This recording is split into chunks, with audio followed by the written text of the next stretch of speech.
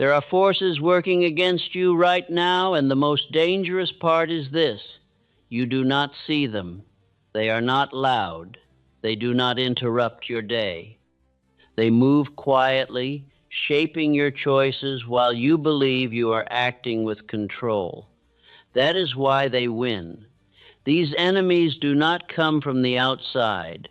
They operate from within. You wake up with intention. You tell yourself today will be different. You plan, you prepare, you feel that familiar surge of motivation, and then, without warning, something begins to shift beneath the surface. Your pace slows, your focus drifts, your standards soften, and by the end of the day, you are no longer where you intended to be, not because you lack ability, but because something interfered. Let me ask you something directly. How many times have you promised yourself you would follow through only to quietly break that promise? No dramatic failure, no clear collapse, just a small decision that moved you away from what you said mattered. That is how these enemies operate, not through force, through influence. They disguise themselves as reasonable thoughts, as harmless habits. As patterns you have repeated so often, they feel normal. And because they feel normal, you stop questioning them. They remain unchallenged. You believe you are in control of your life, but control is not defined by intention. It is defined by repetition. If your actions do not align with what you say you want, then something else is guiding you. And that something is often a pattern you have allowed to exist without awareness.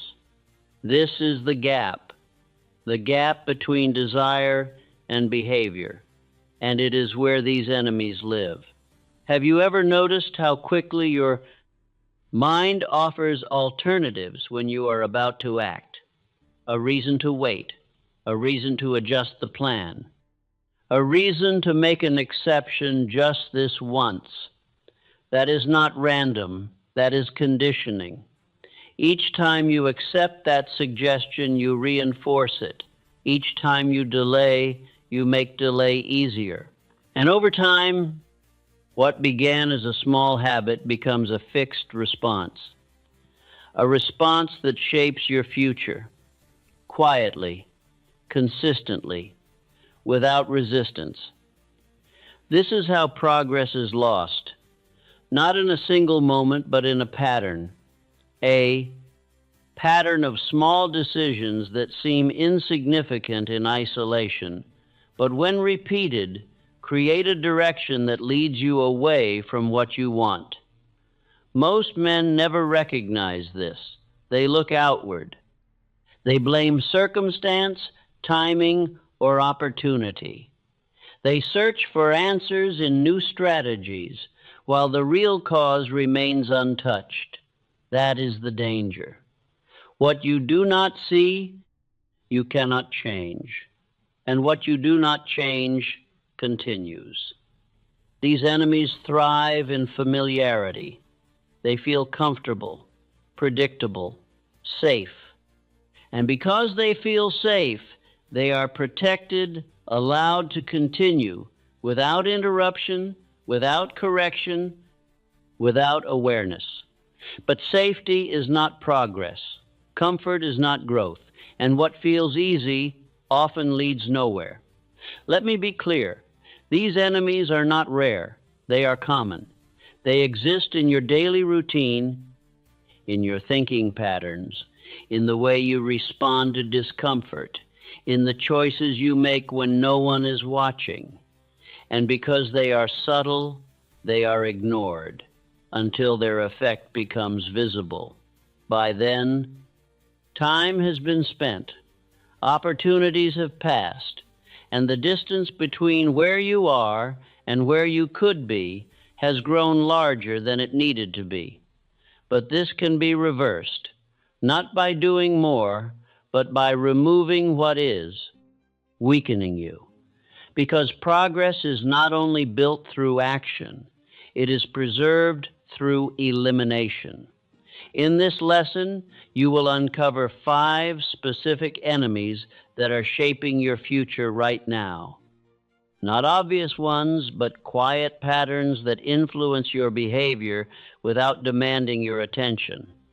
You will begin to see them clearly.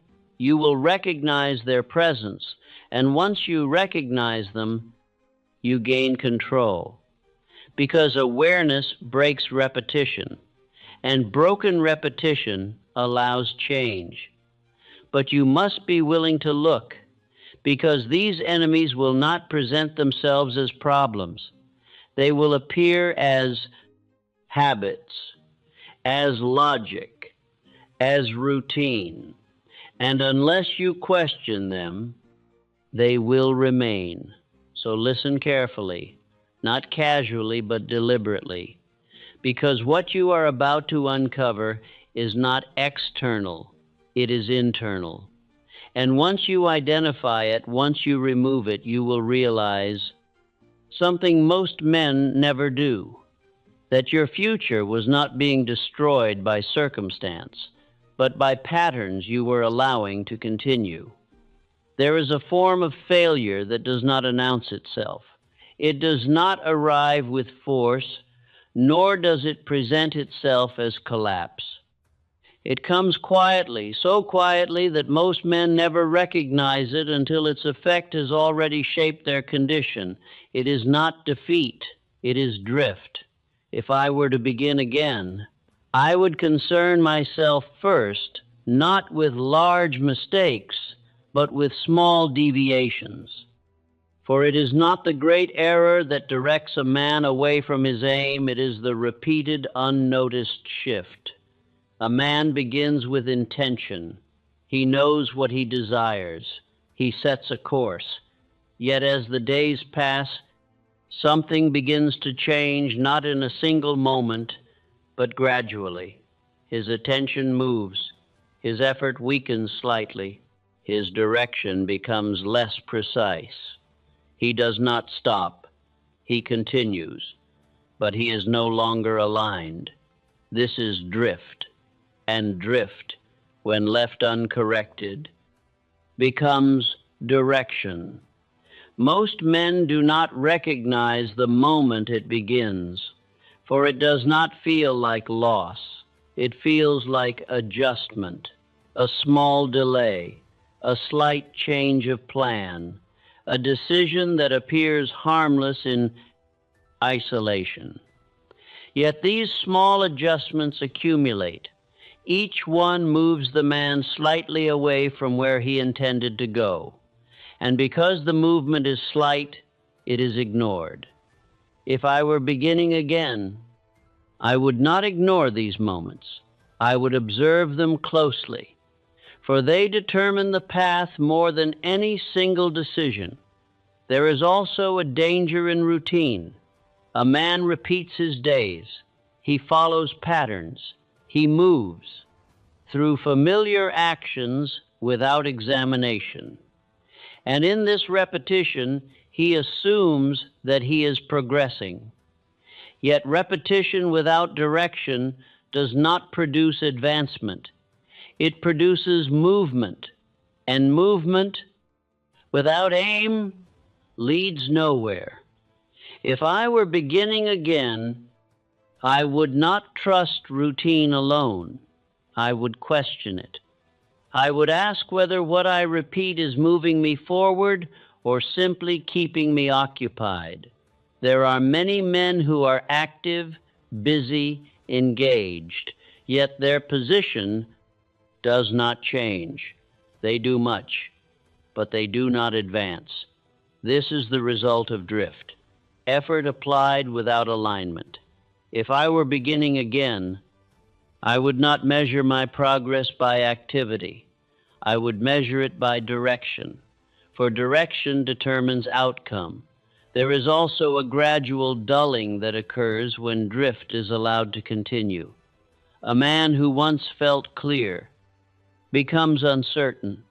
A man who once acted with urgency becomes slower. A man who once held his standard firmly begins to relax it, not intentionally, but gradually. He adjusts, and in adjusting, he lowers. If I were beginning again, I would guard against this lowering, for standards, once reduced, are not easily restored. There is also the illusion of control. A man believes he is choosing his direction. He feels that he is deciding, yet his actions do not reflect his intention. He says one thing, he does another. And because the difference is small at first, he does not question it. Yet this difference grows until the gap between what he intends and what he does becomes wide. This is the effect of drift. If I were beginning again, I would close this gap early, before it widens, before it becomes difficult to correct. There is also the matter of awareness. A man who does not observe himself cannot correct himself. He moves through his day without examining his actions. He repeats without questioning. And in this lack of awareness, drift continues. If I were beginning again, I would develop this awareness deliberately. I would observe my own actions, not harshly, but clearly. I would notice where I move away from my intention, and I would correct it. At once, there is also a contrast that becomes visible over time. The man who allows drift appears inconsistent. He begins strongly, then weakens. He speaks with certainty, then hesitates. He moves forward, then slows. Others may not understand the cause, but they recognize the pattern. They see effort without result, and in time, they lose confidence in his direction. If I were beginning again, I would not allow this pattern to form, for perception follows behavior, and behavior follows alignment. There is also another man, one who does not allow drift. He observes himself. He corrects small deviations immediately. He does not wait for misalignment to grow. He adjusts early. And because he adjusts early, his direction remains true. His progress appears steady, not because he avoids error, but because he corrects it quickly. Others see this. They recognize consistency. They recognize control. And in this, they place trust. For a man who maintains direction becomes reliable. If I were beginning again, I would become this man, not through force, but through attention. There is also a principle that must be understood. Direction is not set once, it is maintained daily. A man may decide his aim clearly, yet if he does not maintain alignment, that aim loses influence. His actions begin to diverge, and over time, the aim becomes distant. If I were beginning again, I would not rely upon a single decision. I would reinforce it daily through action, through correction, through awareness. There is also the compounding effect of drift. A small deviation today becomes a larger deviation tomorrow, and a larger one the day after, until the man finds himself far from where he intended to be. And when he looks back, he cannot identify the moment it occurred, for it did not occur in a moment. It occurred in a pattern. If I were beginning again, I would interrupt this pattern early, for what is corrected early is easily controlled. What is allowed to grow becomes difficult. There is also a final realization. A man does not lose his future in a single failure. He loses it through repeated misalignment, through small decisions that move him away from his aim, through drift that is not corrected. If I were to express this as instruction, I would say, do not drift. Observe. Correct. Remain aligned. Let this be fixed firmly within. I remain directed. I do not move away from my aim without correction. I stay aligned with what I have chosen. Repeat this not as encouragement, but as discipline. For the mind, when trained to observe and correct, reduces drift. And when drift is reduced, direction is preserved. Thus, if I were to begin again from nothing, I would begin here, by eliminating drift. For in eliminating drift, I would maintain direction. And in maintaining direction, I would ensure that my actions, not occasionally, but consistently, lead me toward the result have chosen. Having recognized the danger of drift, the next enemy, if I were to begin again, is more subtle, more immediate, and far more deceptive. It does not appear as distraction from the outside. It arises within. It speaks quietly, and it is rarely questioned. This enemy is inner suggestion. It is the voice that appears at the precise moment you are about to act, not before you decide, not after you finish, but at the exact point where action must occur. And what it offers is not resistance, it offers reason, a reason to wait, a reason to adjust, a reason to make an exception just this once.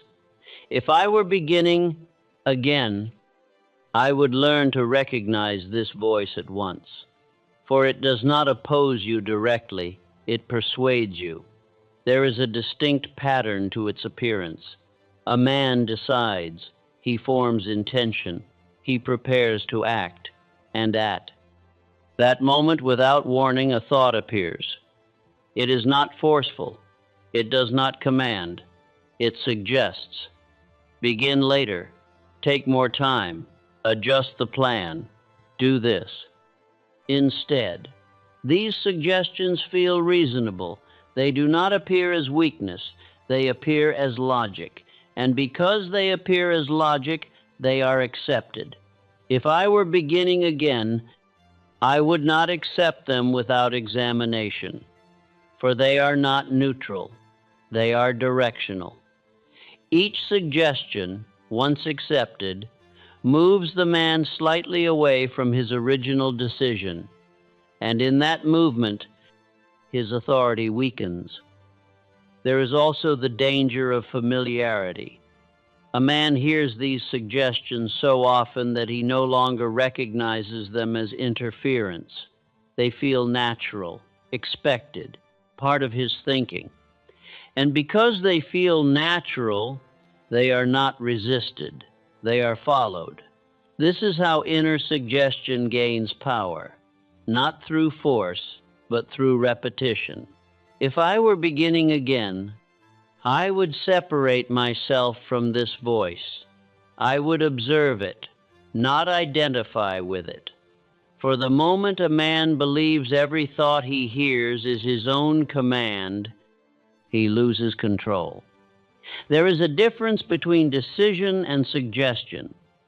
Decision is deliberate, it is chosen, it is clear. Suggestion is immediate, it arises without invitation. It seeks to alter direction. If I were beginning again, I would hold firmly to decision, and I would question suggestion. There is also a pattern of gradual weakening that occurs when suggestion is obeyed repeatedly. A man follows one suggestion, nothing appears to change. He follows another. Still, no visible consequence. Thus he concludes, there is no cost. Yet the cost is internal. Each time he accepts suggestion over decision, he reduces the strength of his own command. His decisions become less final, less binding, more negotiable. And what is negotiable is easily changed. If I were beginning again, I would remove this negotiation. I would not permit suggestion to override decision. For the moment decision becomes optional, authority is lost. There are many men who do not fail because they lack ability. They fail because they follow suggestion. They begin, then adjust, then delay, then restart. And in this cycle, they never advance far. Their effort is constant, but their direction is unstable. If I were beginning again, I would not allow this instability. I would act when I decide, without interruption, without reconsideration, unless true necessity demands it. There is also a deeper layer to this enemy. Suggestion often disguises itself as protection. It tells the man to avoid discomfort, to reduce effort, to choose what is easier. And because this appears beneficial, it is followed. Yet what is easier does not strengthen. It maintains or weakens. If I were beginning again, I would not seek ease. I would seek advancement. For advancement requires effort, and suggestion often appears strongest at the moment effort is required. There is also the matter of identity. A man who follows suggestion becomes one who hesitates. He begins to expect interruption. He anticipates adjustment. He no longer trusts his own decisions fully. And in this, he weakens himself. Others begin to see it. They observe that he does not proceed directly, that he changes course, that he delays, and in time, they no longer rely upon his word. If I were beginning again, I would not allow this identity to form. I would act directly, and in acting directly, I would become consistent. There is also another man, one who does not follow suggestion. He hears it, but he does not obey it. He recognizes it as interference, and he proceeds regardless. This man appears different, not because he is louder, but because he is steady. He does not adjust without cause. He does not delay unnecessarily. He acts, and in acting, he advances. Others recognize this. They see decisiveness. They see certainty, and they trust it. If I were beginning again, I would become this man, not by removing suggestion, but by refusing to follow it. There is also a strengthening that occurs. Each time a man ignores suggestion and acts upon decision, he increases his authority. He proves to himself that he is not controlled by passing thought, that he directs himself, and in this his control grows. If I were beginning again, I would build this control deliberately, through repeated action, through refusal to negotiate, through consistency. There is also a final realization. Suggestion does not disappear. It continues. It appears again and again. But its power depends entirely upon response. If it is followed, it strengthens. If it is ignored, it weakens. If I were to express this as instruction, I would say, do not follow every thought. Act on decision. Let this be fixed firmly within. I act on what I have decided. I do not follow passing suggestion. I proceed without interruption. Repeat this, not as encouragement, but as rule. For the mind, when trained to distinguish between decision and suggestion, begins to obey the stronger. And when decision is obeyed, control is established. Thus, if I were to begin again from nothing, having removed drift, I would do this next. I would master suggestion, not by silencing it, but by refusing to follow it. And in doing so, I would strengthen my authority at the very point where most men lose it, having recognized the influence of inner suggestion. The next enemy, if I were to begin again, is more damaging than both drift and suggestion combined. For it does not merely interfere with action, it weakens the man himself. This enemy is broken self-trust. It is not formed in a single moment. It is built gradually, through repeated disobedience to one's own decision. A man decides. He forms intention. He knows what must be done, yet he does not act. Not always, but often enough. And in each instance, something is lost. Not externally, but internally. If I were beginning again, I would understand that every unkept promise to oneself carries consequence. Not visible at once, but cumulative. Each time a man decides and does not follow through, he teaches himself a lesson. That his word is not binding, that his decisions are not final, that his commands may be ignored. This lesson is learned quickly, and once learned, it is repeated. There is also a silent shift that occurs. At first, the man feels resistance when he fails to act. He notices the difference between what he intended and what he has done. But if this continues, that resistance fades. He becomes accustomed.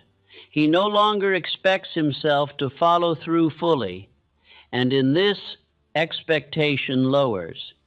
If I were beginning again, I would not allow this condition to form, for expectation determines action. A man who expects himself to act does so. A man who expects himself to delay continues to delay. There is also a cycle that must be understood clearly. Decision is made, action is delayed, trust is weakened. Future decisions carry less weight, and thus future action becomes less certain. This cycle repeats, and with each repetition, self-trust diminishes. If I were beginning again, I would interrupt this cycle immediately, for once trust is weakened, direction becomes unstable. There are many who believe they lack confidence, yet what they lack is not confidence, it is trust. They do not trust themselves to act, and because they do not trust themselves, they hesitate, they delay, they question. Not because they lack ability, but because they lack belief in their own follow-through. If I were beginning again, I would not seek confidence first. I would rebuild trust, for trust creates confidence naturally. There is also the importance of small commitments. A man may think that only large actions matter, that only major decisions define him. Yet it is in small moments that trust is formed or broken. A man decides to begin, he delays. He tells himself it is insignificant. Yet in that moment, he weakens his authority. If I were beginning again, I would treat small decisions with seriousness, for they are the foundation of larger ones. If a man cannot rely upon himself in small matters, he will not rely upon himself in greater ones. There is also a visible effect of broken self-trust. A man begins to hesitate before acting. He second-guesses his decisions. He delays unnecessarily. Others, notice this, they observe uncertainty, inconsistency, lack of follow-through, and over time, they begin to lose confidence in him, not because of what he says, but because of what he does not do.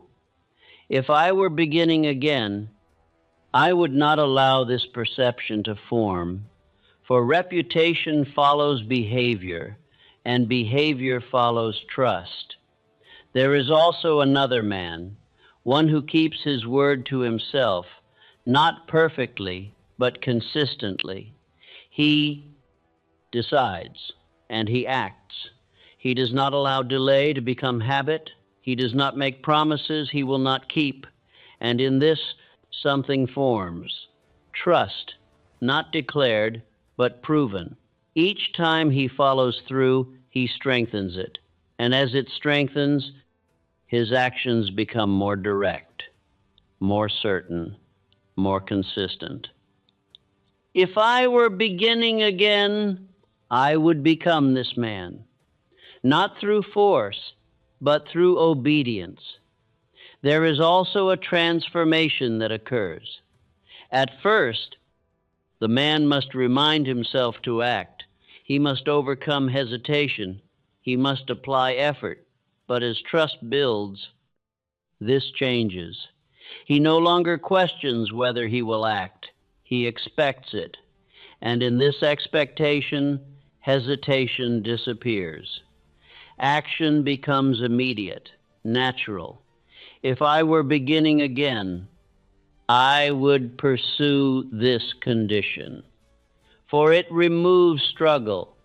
There is also the connection between trust and identity. A man who breaks his word becomes one who delays. A man who keeps his word becomes one who acts.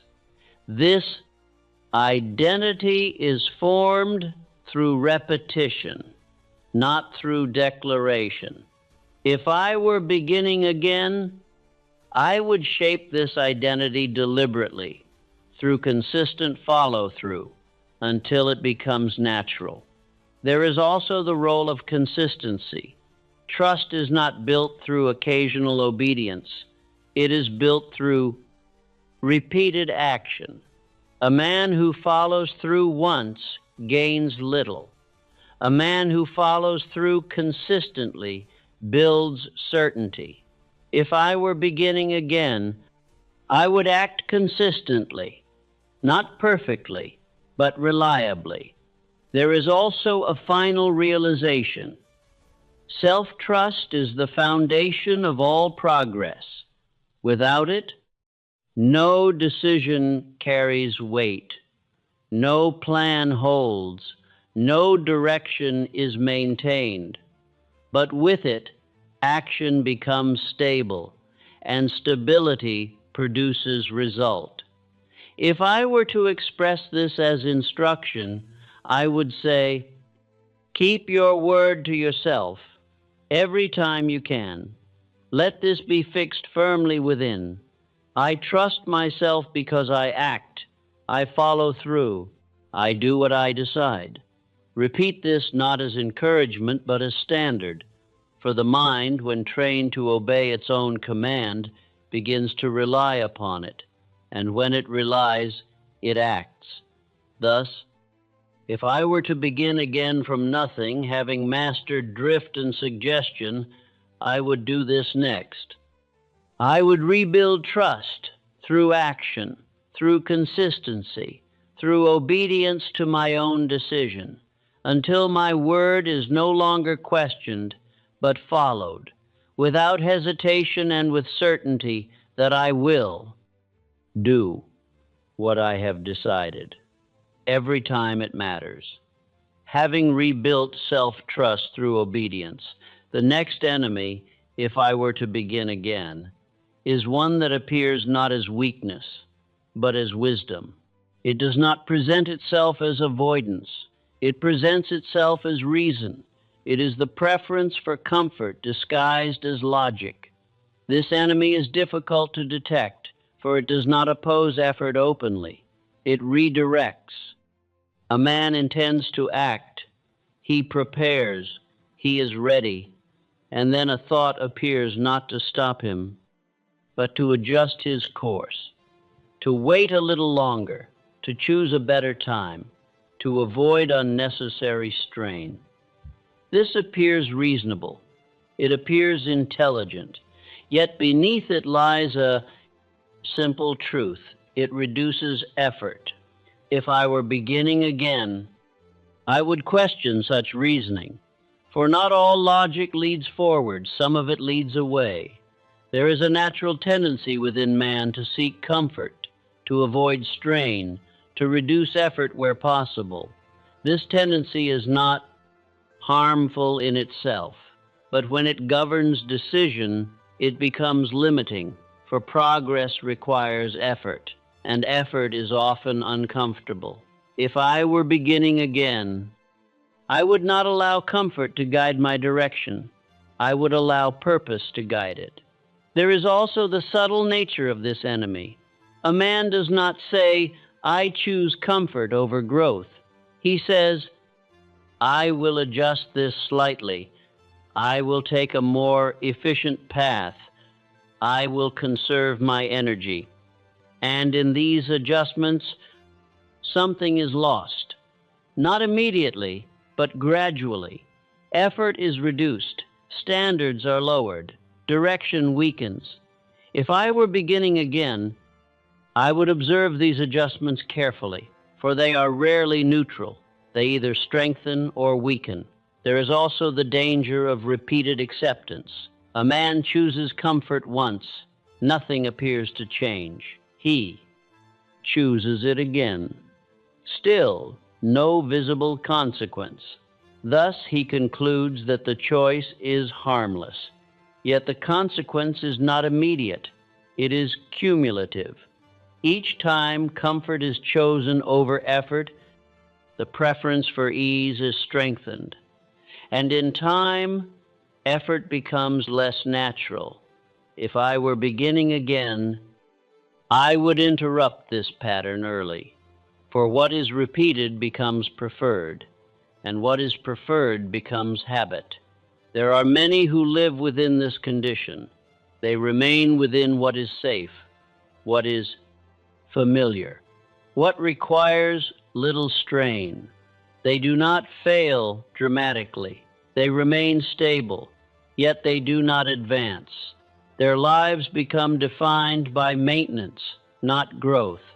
If I were beginning again, I would not accept stability without progress. For stability alone does not fulfill potential. There is also a visible effect of this enemy. A man who chooses comfort appears composed. He avoids difficulty. He maintains ease. Yet over time, others begin to notice something missing. He does not move forward. He does not extend beyond his current position. He appears capable but inactive. And in time, he is seen as average, not because he lacks ability, but because he avoids effort. If I were beginning again, I would not allow this perception to form, for perception follows action, and action follows choice. There is also another man, one who does not choose comfort as his guide. He does not avoid effort. He accepts it. He understands that growth requires strain, and he proceeds regardless. This man appears different, not because he is without discomfort, but because he does not obey it. He continues when effort is required. He acts when it would be easier not to, and in this he advances. Others notice this. They see movement, they see progression, they see discipline, and they respect it. If I were beginning again, I would become this man. Not by seeking discomfort, but by accepting it when it appears. There is also a transformation that occurs. At first, effort feels heavy. The man must push against resistance. He must act deliberately. But with repetition, this changes. He becomes accustomed to effort. He no longer reacts to it. He accepts it as part of progress. And in this acceptance, effort becomes lighter. Not because it has changed, but because his response has. If I were beginning again, I would continue through this stage, for it leads to strength. There is also the connection between comfort and identity. A man who chooses ease becomes one who avoids. A man who accepts effort becomes one who advances. This identity is not declared, it is formed through repeated choice. If I were beginning again, I would shape this identity deliberately, through action, through acceptance of effort, through refusal to choose ease when it weakens direction. There is also the matter of justification. Comfort often comes with explanation. A man explains why he delays, why he adjusts, why he avoids, and in explaining, he removes discomfort. He makes the choice acceptable. If I were beginning again, I would not justify avoidance. I would recognize it, for what is recognized may be corrected. What is justified is repeated. There is also a final realization. Comfort, when chosen without purpose, leads to stagnation. It maintains position. It prevents advancement. It preserves what is